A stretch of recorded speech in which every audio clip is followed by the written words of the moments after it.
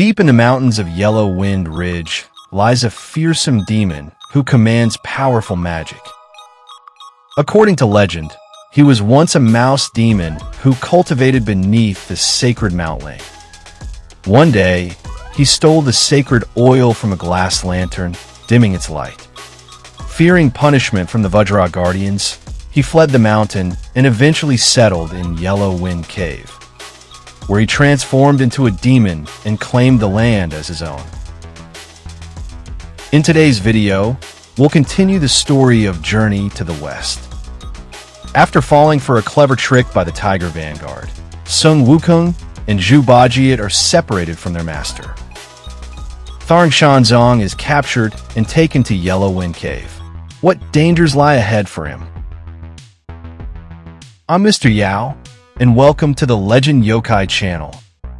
Here, I share famous yokai and urban legends. I'm also working on content related to Journey to the West. If you're a fan of these topics, don't forget to subscribe to the channel so you won't miss any future videos.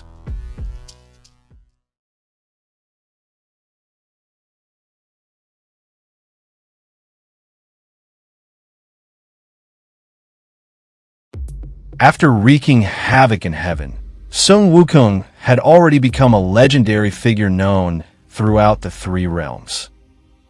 So when the Tiger Vanguard captured Tharng Shanzong and presented him to the Yellow Wind Sage, even the demon himself was shocked. He grew worried. If the captive was truly Tharng Shanzong, then his two powerful disciples would surely come to cause trouble. To avoid unnecessary conflict, the Yellow Wind Sage decided not to eat Tharng Shanzong right away.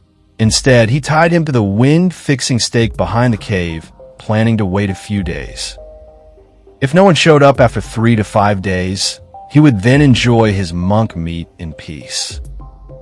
Sure enough, not long after Tharng Shanzong was taken, Sun Wukong arrived at the Yellow Wind Cave. He stood outside and shouted loudly, demanding the demon release his master, or else he would level the entire cave to the ground. Since the Tiger Vanguard had caused all this trouble in the first place, the Yellow Wind Sage ordered him to go out and fight.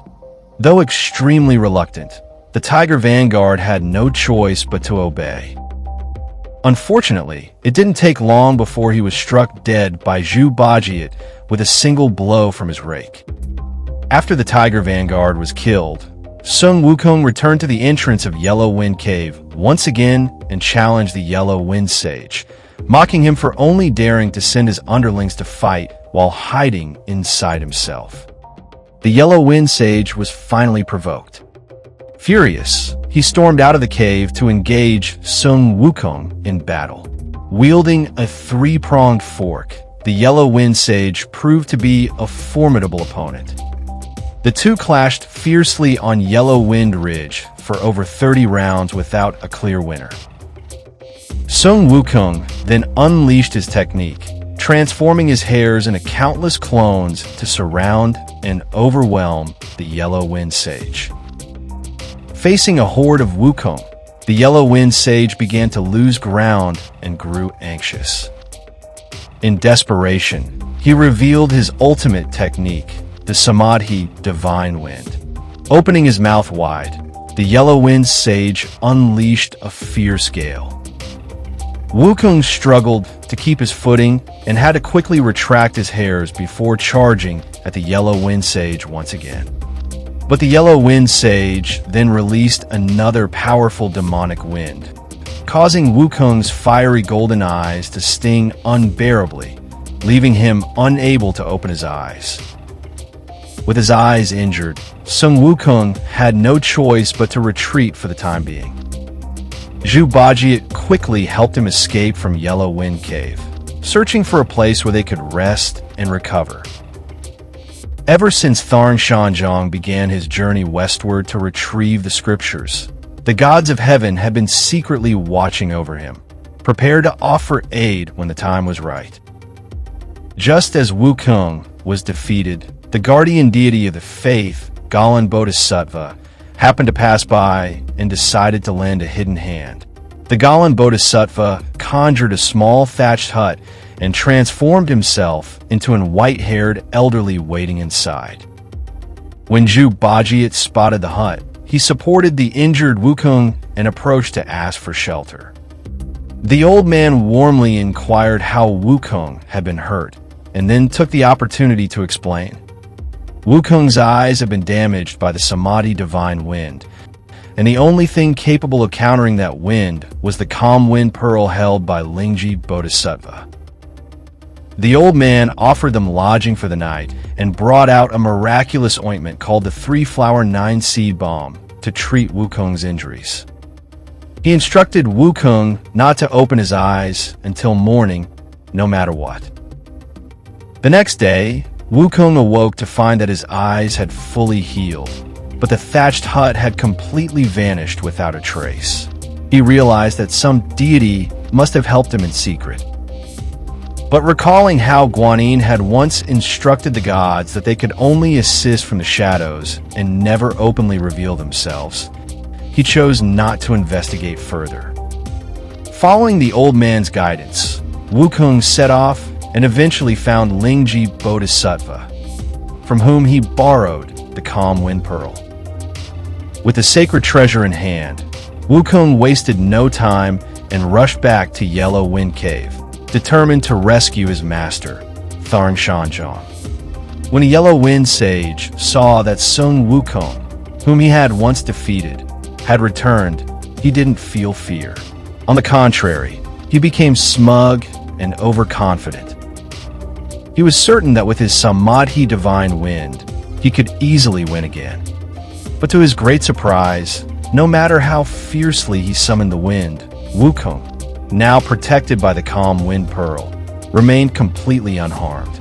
Meanwhile, the sage's minions were blown about in utter chaos, scattered and miserable. With the Samadhi wind no longer a threat, Wukong wasted no time. In just a few moves, he brought the Yellow Wind Sage to the ground. Just as he raised his Rui Jingu barn, ready to end the fight with one final strike, Lingji Bodhisattva suddenly appeared and stopped him. Lingji Bodhisattva drew out the flying dragon staff and effortlessly subdued the Yellow Wind Sage. He then revealed the sage's true origin to Wukong. Hearing this, Wukong nodded and agreed to let the Bodhisattva take the demon away for proper handling. He then entered the cave and rescued his imprisoned master, Tharng Shanzhong. At last, their group had successfully overcome the trials of Yellow Wind Ridge. Afterward, they resumed their journey toward the western. Not far ahead lay the flowing Sand River, where Tharng Shanzhong would soon encounter the last disciple destined to accompany him for the rest of the pilgrimage. The Yellow Wind Sage was the very first demon to truly injure Sun Wukong after he began accompanying Tharng Shanzhong on the journey to retrieve the scriptures. And in the video game Black Myth Wukong, he appears as the boss of Chapter 2, which shows just how significant his presence is in the original journey to the west. At the start of Chapter 2 in Black Myth Wukong, players first encounter a mysterious headless monk. Soon after, the Yellow Wind Sage appears, carrying a massive Bodhisattva head statue. It is later revealed that the headless monk is none other than the original owner of that statue, Lingji Bodhisattva. According to the game's backstory, the Yellow Wind Sage and Lingji Bodhisattva once trained together for 200 years. But eventually, the sage grew tired of being restrained. Seizing a moment when the Bodhisattva let his guard down, the sage beheaded him and took his head back to Yellow Wind Ridge. This time, he was determined to escape his fate of being subdued once more. Yellow Wind Ridge was truly an unforgettable chapter for Tharng Shanzhong and his disciples. It was there that Wukong lost his master for the first time, and also suffered his first injury at the hands of a demon. Trial after trial made their journey increasingly difficult, As Guanyin had once said, the road to enlightenment would require surviving 81 tribulations. And this was just the beginning. Who knows how many more perils still lay ahead.